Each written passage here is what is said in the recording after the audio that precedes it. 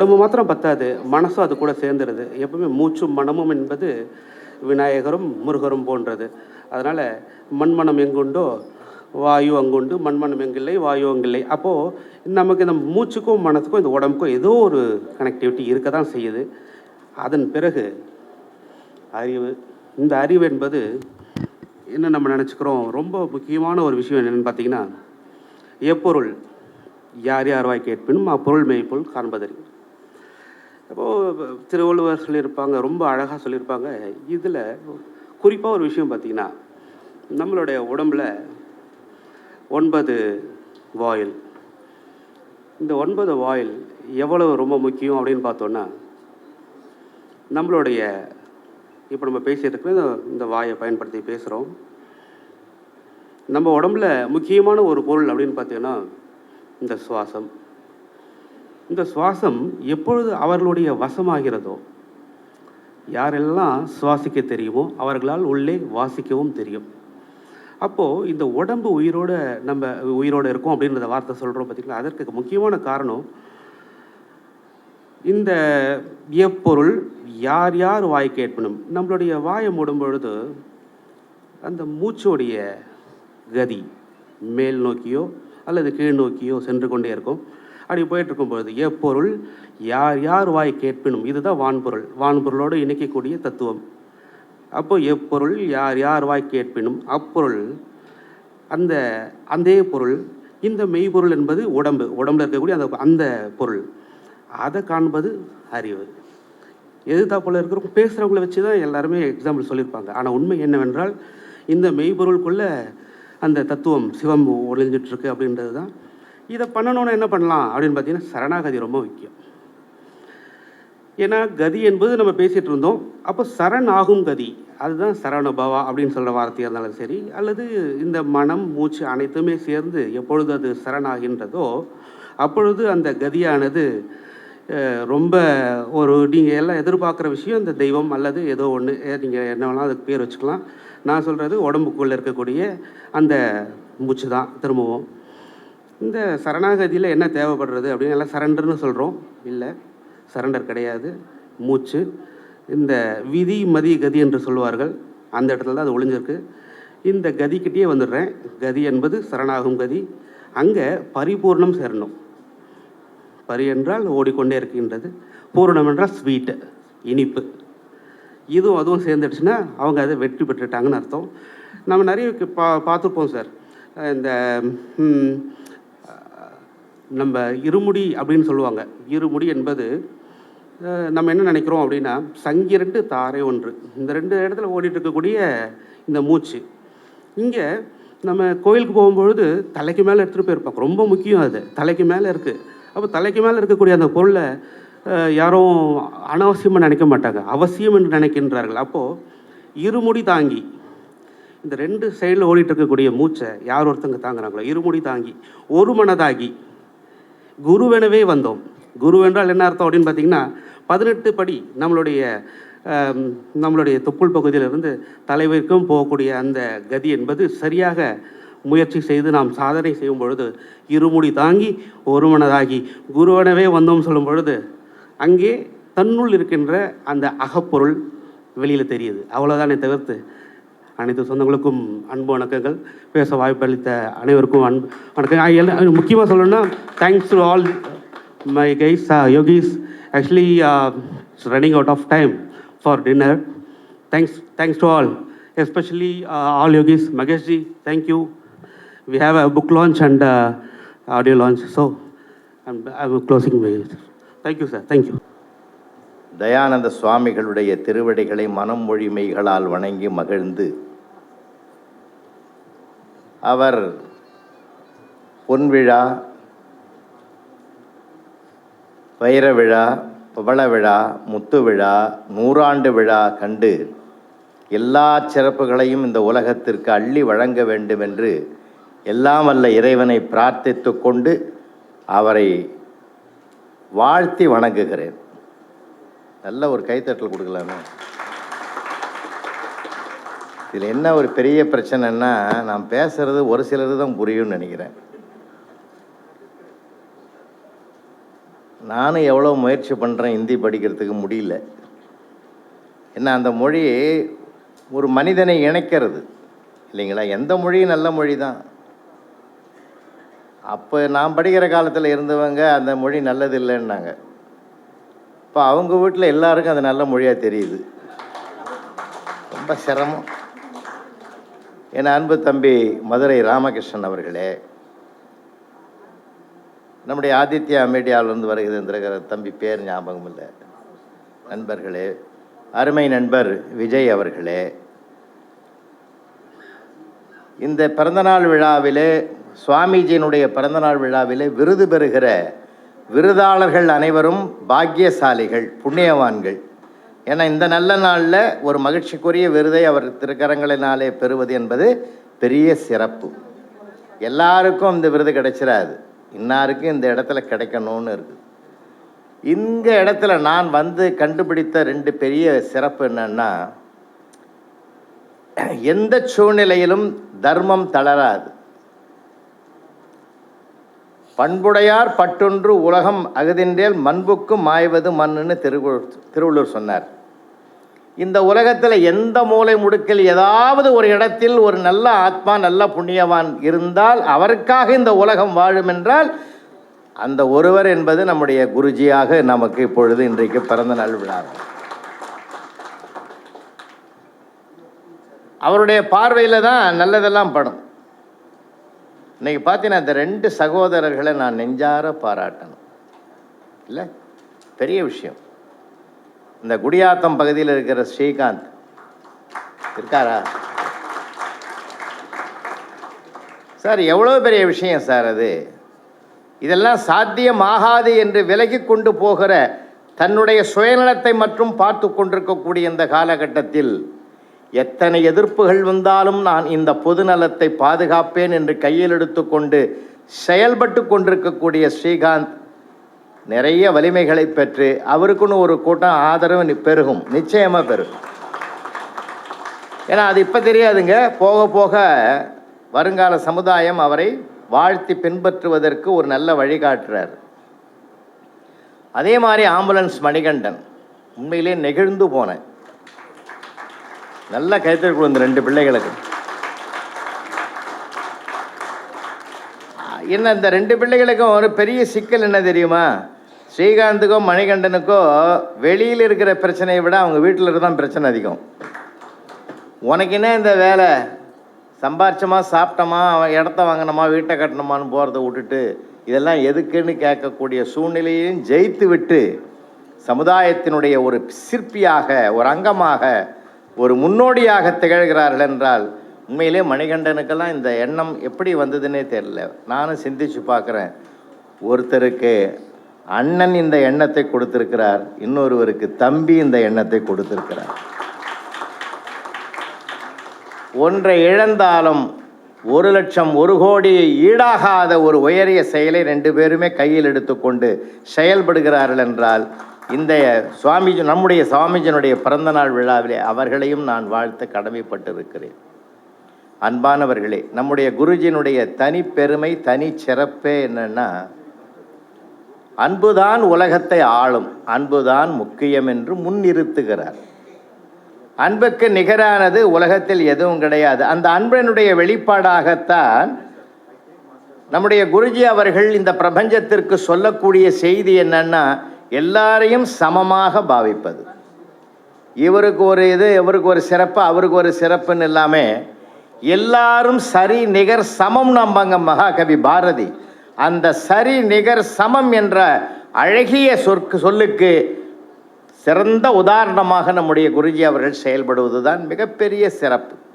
இவர் விஐபி, இவர் சாதாரண ஆளுன்னெல்லாம் பாரபட்சம் பார்க்காமல் எல்லோரையும் சமமாக பார்க்கிற அந்த சமநிலை, நகையே அழுகை இளிவரல் மரட்கை அச்சம் பெருமிதம் வெகுளி ஓகை என்று அப்பாலிட்டே மெய்ப்பாடு என்பது தொல்காப்பியத்திலே 8 நிலைகளை சொல்கிறார். ஆனால் நம்முடைய குருஜி மூலமாக இந்த பிரபஞ்சத்துக்கு கிடைத்த இன்னொரு சிறப்பு சமநிலை என்ற 9வதையும் உருவாக்கி கொடுத்திருக்கிறார்.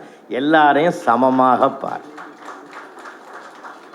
ஜாதியை கடந்து, மதத்தை கடந்து, இனத்தை கடந்து, மொழியை கடந்து, செல்வத்தை கடந்து, சிறப்பை கடந்து, எல்லாரையும் ஈக்குவலாக சமமாக பார்க்குற அந்த ஒரு நோக்கம்தான் நம்முடைய குருஜியினுடைய மிகப்பெரிய கோட்பாடாக இந்த பிரபஞ்சத்தை நோக்கி பயணித்து கொண்டிருக்கிறது என்பது மிகப்பெரிய சிறந்த விஷயம். அது எல்லாருக்கும் வராதுங்க. அந்த ஒரு பார்வை அவருடைய கருத்துக்கள் எல்லாம் அவருடைய நூல்களிலே நாம் பார்க்குற போது அதை அந்த கோட்பாட்டை நோக்கி போகிறது. இன்னொரு சிறந்த செய்தியை என் அனுபவத்தில் சொல்கிறேன். அருட்பிரகாச வள்ளலார் பசிப்பிணி மருத்துவராக இந்த பிரபஞ்சத்தில் வாழ்ந்தார். அப்படி வாழ்ந்தார் என்று சரித்திரத்தில் நாம் படிக்கிறோம். ஆனால் நாம் செய்த பாக்கியம் வள்ளலாரோடு வாழ்ந்து கொண்டிருக்கிறோம் என்பதுதான் என்னுடைய பணிவான கருத்து. ஏன்னா அவருக்கு முக்கிய நோக்கமே பசியாற்றுவது. ஒரு மனிதனுக்கு மிக மிக முக்கியமானது உண்ண உணவு, உடுக்க உடை, இருக்க இடம் என்றால் அதில் அத்தியாவசியமானது அந்த உணவு. இன்னொரு உயிருக்கு ஏற்பட்டிருக்கிற அந்த பசி உணர்வை தன் உணர்வாக எடுத்துக்கொண்டு பசியாற்றுகிற மிகப்பெரிய உயரிய மனிதநேயத்தை கையில் எடுத்துக்கொண்டு அன்பே சிவம் என்று உலகத்துக்கு எடுத்து சொல்லி அன்புதான் உலகத்தை ஆளும் என்பதையும் நிரூபித்து சமநிலையை கையில் எடுத்துக்கொண்டு பசியாற்றுகிற மனிதநேயத்தையும் செயல்படுத்தி கொண்டிருக்கக்கூடிய நம்முடைய குருஜி அவர்கள் நம்முடைய வாழ்த்துக்களை அவருடைய ஆசீர்வாதத்தை பெற்றாலே மிகப்பெரிய சிறப்பு.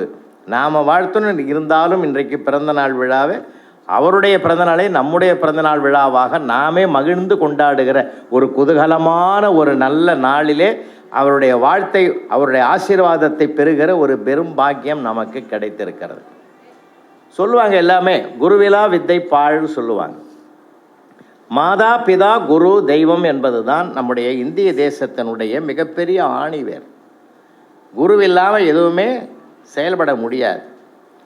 தனக்கு பாடம் சொல்லி கொடுக்க மறுத்த துரோணரை கூட ஒரு சிலையை உருவாக்கிட்டு அந்த சிலையை குருவாகவாக ஆன்மீகமாக அதாவது மானசீகமாக ஏற்றுக்கொண்டு வணங்கி கலைகளை கற்றுக்கொண்டான் ஏகலவன் என்பது நாம் அறிந்த வரலாறு இல்லையா? அப்படின்னா நமக்கு இன்னும் ஒரு பெரிய சிறப்பு என்னன்னா, உலகத்தில் பல குருமார்கள் நாங்களும் பல இடங்களில் பார்க்குறோம். ஆனால் சில குருமார்களை கிட்டேயே நெருங்க முடியாது. ஆனால் ஒரு தோழமை உணர்வோடு அன்போடு அரவணைத்து ஒரு குகனை ராமன் ஏற்றுக்கொண்டு பக்கத்தில் இருக்க வைத்தது போல நம்மையும் சேர்த்து அவர் அருகில் இருக்க வைக்கிறார் என்றால் அதுதான் அவருடைய மிகப்பெரிய தனிச்சிறப்பு. அதுதான் மிகப்பெரிய வலிங்க. அது நீங்கள் உணர்வுபூர்வமாக பார்த்தீங்கன்னா தான் தெரியும். சில இடங்களில் கிட்டே போக முடியாது சார் இல்லை. ஆனால் நம்ம அருகில் போய் பார்க்குறோம், பக்கத்தில் இருக்கிறோன்ற அது ஒரு பெரிய அந்த நமக்கு கிடைத்த குருவினுடைய மிகப்பெரிய மகிமைன்றது. ஏன்னா நான்லாம் ஆசிரியர் பணியில் இருந்தவன். ஏறத்தாழ ஒரு 36 ஆண்டுகள் அந்த பணியில் இருந்தவன். ஒரு குரு ஸ்தானத்தில் இருந்தவன். அது வேற குரு இல்லையா? இது அறிவை சொல்லி கொடுக்குற குரு, அது ஞானத்தை போதிக்கிற குரு இல்லை. எங்களுக்கெல்லாம் வெளியிலிருந்து உள்ளே போகும், சுவாமிஜி எடுத்து உள்ளே இருந்து வெளியில் வரும். அதுக்கு பேர் தான் ஞானம்னு பேர். அதுக்கு பேர் தான் அத்தனையும். அந்த கல்வியைத்தான் அவர் விரும்புகிறார். அது அடுத்த கட்டம் பெரிய சிறப்பு. அது புத்தகத்தில் ஏட்டிலே படிக்கிற கல்வி அவர் சொல்லலை. எப்பயுமே புத்திகள் ஏற்றப்படுகிற கல்வி இல்லை, புத்தியில் உதயமாகிறது கல்வி. அந்த ஞானம் அந்த பெரிய சிறப்பு. அந்த ஞான வெளிச்சத்தினுடைய வடிவமாகத்தான் சுவாமிஜி நமக்கு அருள் பாலிக்கிறார். மனிதனுக்கு இன்றைக்கி குருவருள் நிச்சயமாக தேவைப்படுது. ஏன்னு கேட்டிங்கன்னா நம்ம வேலையே நம்ம மறந்து போகுது. நான் ஒரு உதாரணம் சொன்னால் சரியாக இருக்கும்னு நினைக்கிறேன். எனக்கு தெரிஞ்சு நான் ஒரு 20 வருஷத்துக்கு முந்தி சன் டிவியில் பேசுனது தான் இருந்தால் நினைவுபடுத்துகிறேன். ஒரு 10 அடுக்கு மாடியில் 10வது மாடியில் 3 நண்பர்கள் ஒன்றா வேலை செய்கிறான் ஒரு செக்ஷனில். தினம் மத்தியானம் 1 மணிக்கு லன்ச்சு டைமில் 3 பேர் தான் ஒன்றா உட்காந்து சாப்பிடுவான். ஒருத்தன் டிஃபன் பாக்ஸை திறந்தா இட்லி, இன்னொருத்தன் டிஃபன் பாக்ஸை திறந்தான் உப்புமா, இன்னொன்று சப்பாத்தி. திங்கக்கிழமை திறந்தான், செவ்வாய்க்கிழமை திறந்தான், புதன்கிழமை திறந்தான், வியாழக்கிழமை, வெள்ளிக்கிழமை, எல்லா நாளும் அதே உணவு தான். இந்த வெள்ளிக்கிழமை இந்த இட்லி எடுத்து வந்தவனுக்கு கோவம் வந்துடுது. அடுத்த திங்கக்கிழமை வரும்போது இதே இட்லி இருந்தால் இந்த 10வது மாடியிலேருந்து நான் கீழே விழுந்துடுறேன், எனக்கு இது வெறுத்து போச்சேன்னு சொன்னான்.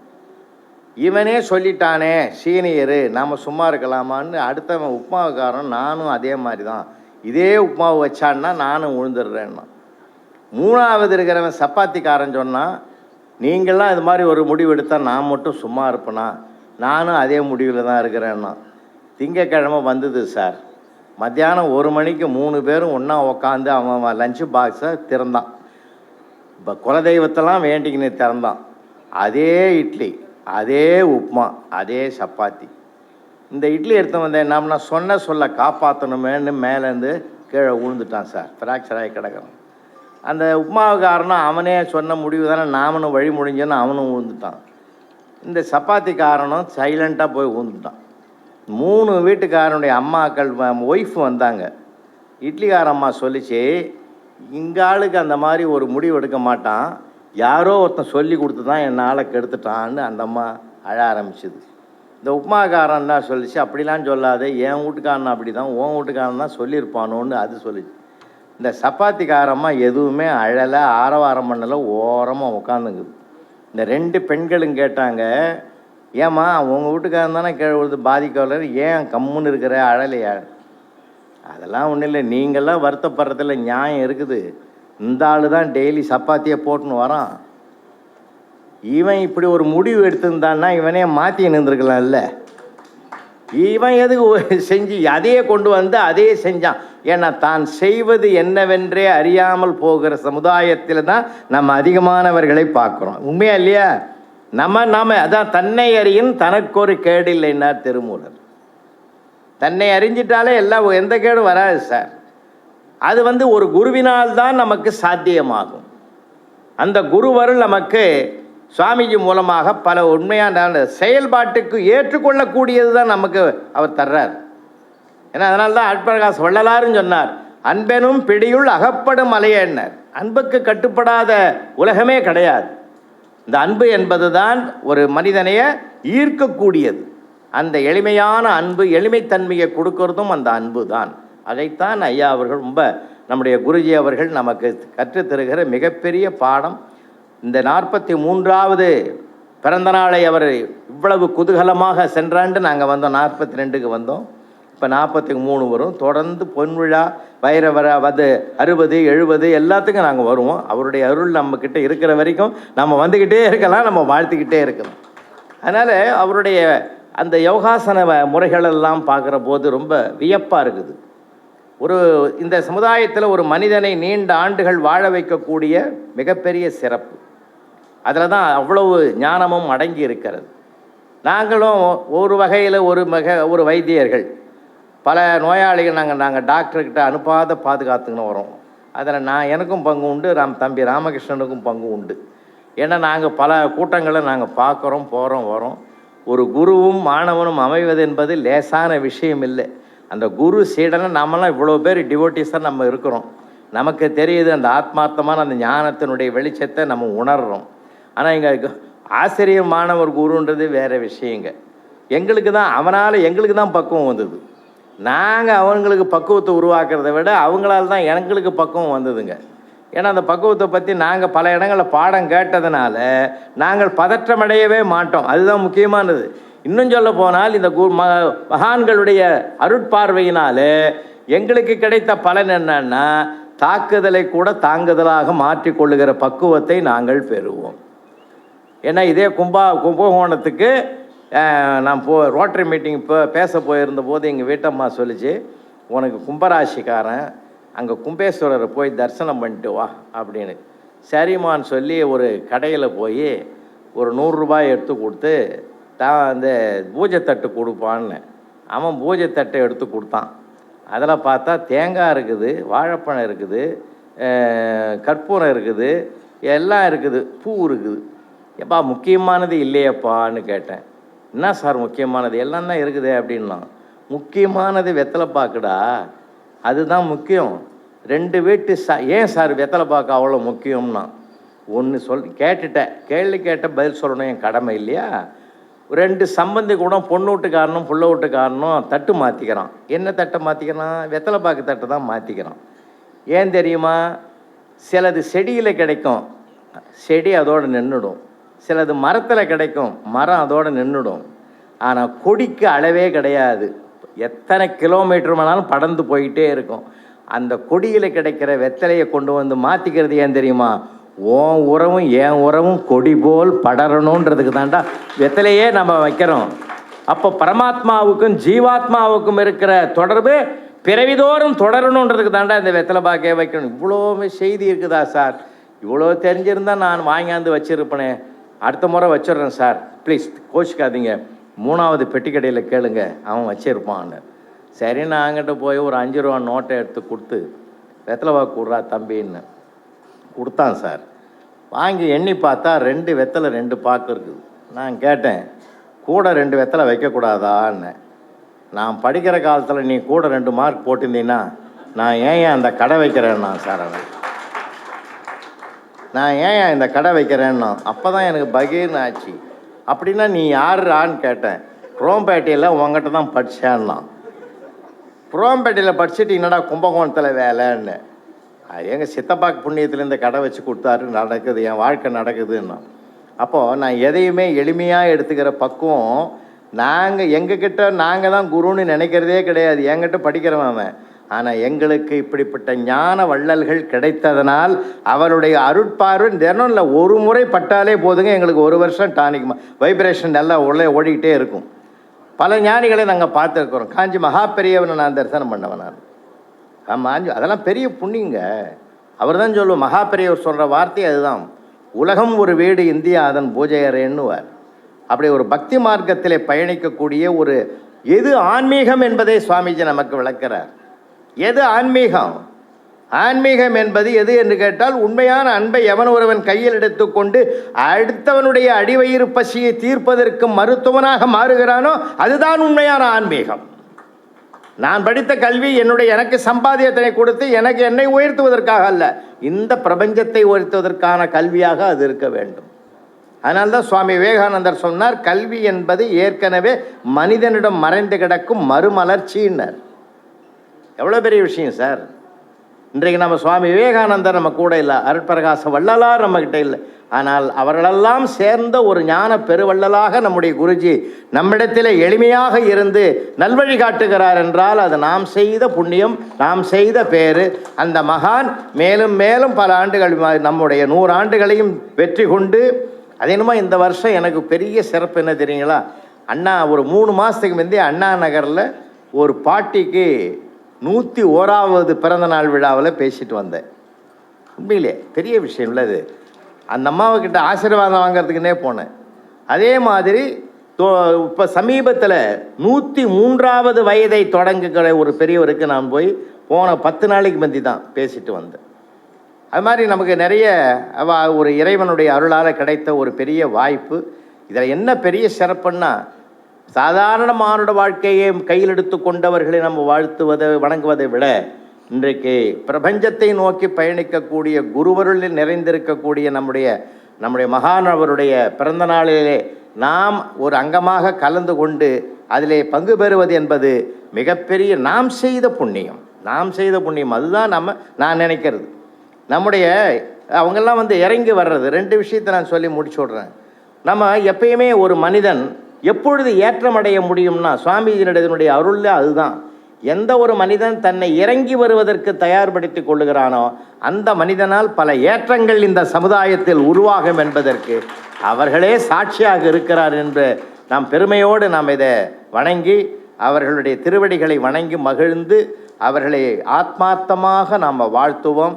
அத்தனை வாழ்த்துக்களும் ராமபிரானுக்கு அணில் தன்னால் முடிந்த உதவியை செய்ததை போன்றதாக அது அமையும் என்று சொல்லி சுவாமிஜி அவருடைய இனிய இந்த பிறந்த நாள் விழாவில் நம்முடைய SRM பல்கலைக்கழகத்திலிருந்து வருகை தந்திருக்கிற டாக்டர் சிவா அவர்கள் என்னுடைய சார்பாக ஒரு பொன்னாடையை போத்தி அவருக்கு பெருமை சேர்க்கணும்னு நம்முடைய பேராசிரியர் அவர் அங்கே SRM பல்கலைக்கழகத்தில் பணியாற்றுகிறார். அவர் இங்கே வந்திருக்கிறார். அவரையே அவரை அழைக்கிறேன்னா அவங்க அப்பாவே ஒரு குருமகா சன்னிதானமாக இருக்கிறவர், அவருடைய பிள்ளை அவர். அதனால் அவருக்கு அந்த வாய்ப்பை இங்கே